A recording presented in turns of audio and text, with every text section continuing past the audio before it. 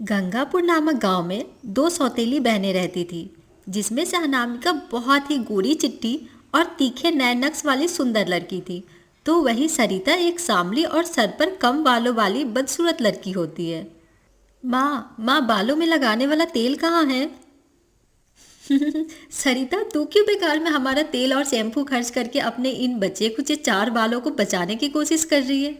वैसे एक बात बोलूं, भगवान ने तुझे बड़ी जल्दी में बनाया होगा, तभी तो काली पीली शकल के सिर पर ये चार बाल देकर भेज दिया।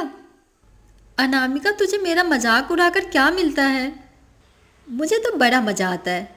अच्छा सच बता, मेरी खूबसूरती देखकर तुझे जलन तो बड़ी होती होगी ना, है ना? क्यों, सच कहा ना मेरी सौतेली काली बहन? सरिता लगातार अपनी सौतीली बहन के ताने को सुन रही थी।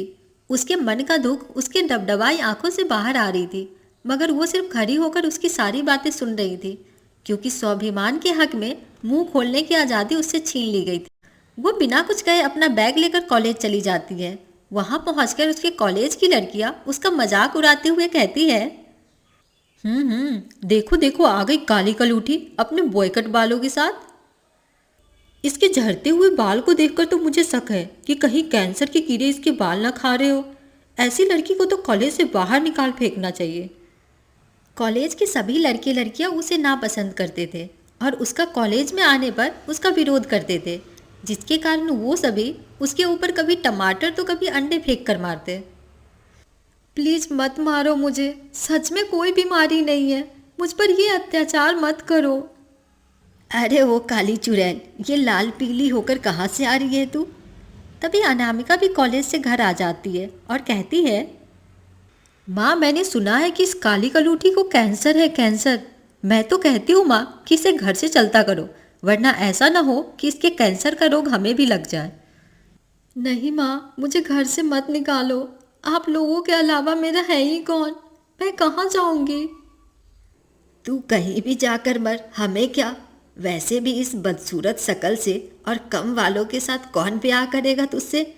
जिंदगी भर हमारी छाती पर ही बोझ बनी रहेगी। चल अब निकल यहाँ से।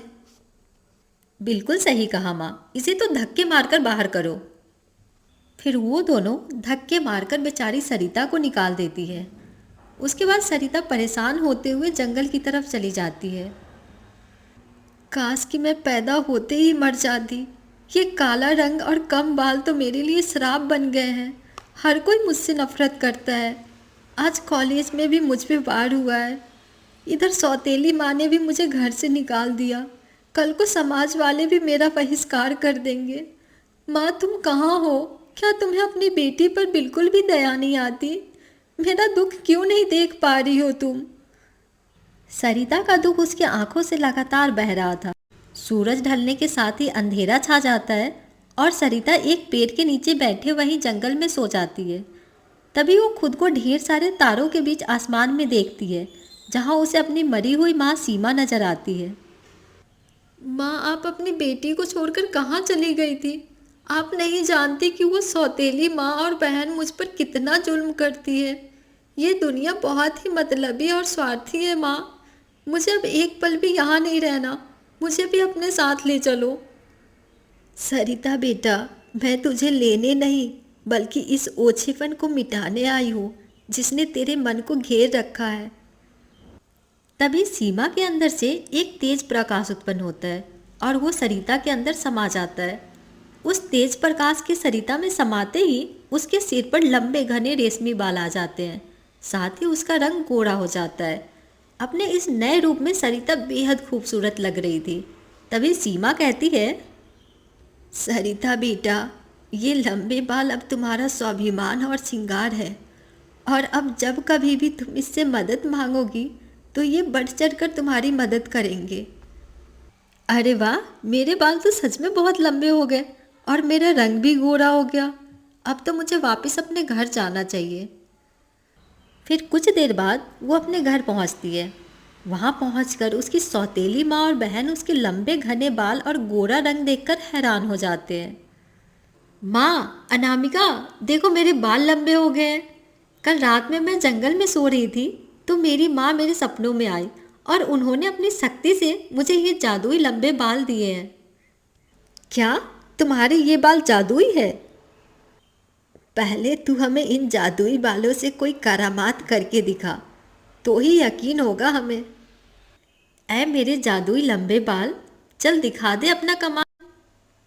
जैसे ही सरिता ऐसा कहती है, तभी उसके बालों से एक प्रकाश उत्पन्न होता है और उसमें से ढेरों नोट की गड्डियां निकलने लगती है। अरे वाह मेरी सरिता, मेरी बच्ची, मैं तो तुझे बेकार में ही खोटा सिक्का समझती थी, लेकिन तू तो खजाना निकली। मेरी बच्ची इन बालों के साथ और गोरे रंग के साथ कितनी खूबसूरत लग रही है। किसी की नज़र ना लगे मेरी लाडो को। बेटा जो भी हुआ उसे भूल जा। देख परिवार में तो ये सब चलता ही रहता है। अब तो तू यही रहेगी हमारे साथ। जादुई लंबे बालों के कारण अब सरिता को वो सभी सुख मिलने लगे जिसकी उसने मात्र कल्पना की थी। अब तो अपनी सौतेली माँ की चहेती बन चुकी थी। एक दिन जब सरिता अपनी माँ के साथ मंदिर जा रही थी तो उसे एक औरत मिली जिसे कोढ़ था। कोई मेरी मदद करो। क्या हुआ आपको माँ जी? क्या परेशानी है आपको? अरे सरिता, हाथ मत लगा इस बुढ़िया को। देख नहीं रही इसे कोढ़ है, कहीं तुझे ना फैला दे। और अगर एक बार कोढ़ हो गया ना तो पूरे शरीर में फैलते देर नहीं लगती फिर। मुझे कुछ नहीं होगा माँ, आप डरो मत। बेटा मुझे इस कोढ़ ने जकड़ रखा है। मैं हर रोज इससे सर सर के मर रही हूँ। मुझे इस रोग से मुक्ति दिला दे और एक नया जीवन दे दे। ऐ मेरे जादुई लंबे बाल, जरा दिखा तो अपना कमाल। जो ये अम्मा चाहती है वो इन्हें मिल जाए। तभी उसके बालों से एक रोशनी उत्पन्न होती है और देखते ही देखते उसका सारा कोढ़ खत्म हो जाता है और वो पूरी तरह स्वस्थ हो जाती है। तुम्हारा बहुत बहुत शुक्रिया बेटा। आज तेरी वजह से मुझे नया जीवन मिला है। भगवान तुझे हमेशा खुश रखे। इसके बाद सरिता घर चली जाती है। उसके यहाँ अक्सर पीड़ित और दुखी लोगों का आना जाना लगा रहता है, लेकिन सरिता कभी किसी को खाली हाथ नहीं जाने देती और सबकी मदद करती। ये सब देख अनामिका को उससे बहुत जलन होती है। ये कल की काली कलूठी आज कितनी फेमस हो गई है। जब से इसके लंबे लंबे बाल क्या आए, इस महारानी के तो ठाठ ही बदल गए। लेकिन आज रात मैं इसके इन लंबे बालों को काट ही दूंगी, तभी इसकी हेकड़ी खत्म होगी। रात को सरिता जब अपने कमरे में सो रही होती है तो अनामिका कैंची लेकर उसके बाल को काटने के लिए आती है, लेकिन जैसे ही वो उसके बाल को छूती है तो कैंची उल्टा उसी के बालों को काट देती है और वो पूरी तरह गंजी हो जाती है, जिसे देखकर वो चिल्लाते हुए कहती है, मेरे बाल, ये क्या हो गया मेरे साथ? मैं तो गंजी हो गई। अरे क्या हो गया? ये आधी रात को कौन चिल्ला रहा है? अरे अनामिका तू गंजी कैसे हो गई? पता नहीं माँ, मैं तो इस सौतेली बहन के बाल काटने आई थी, लेकिन कैंची अपने आप ही मेरे बाल पर चल गई। तो तुझे किसने कहा था इसके बालों को काटने के लिए? अब देख तूने खुद ही अपने पैरों पर कुल्हाड़ी मार ली। अनामिका काश तू समझ पाती कि जलन सिर्फ नुकसान ही करती है। मैंने तो हमेशा तुझे अपनी सगी बहन की तरह प्यार किया है, लेकिन तुमने हमेशा मुझसे नफरत किया और इसी कारण आज तुझे ये सज़ा मिली है। सरिता की ये बात सुनकर अनामिका का सिर शर्म से नीचे झुक जाता है और वो फूट फूट कर रोते हुए सरिता से माफ़ी मांगती है।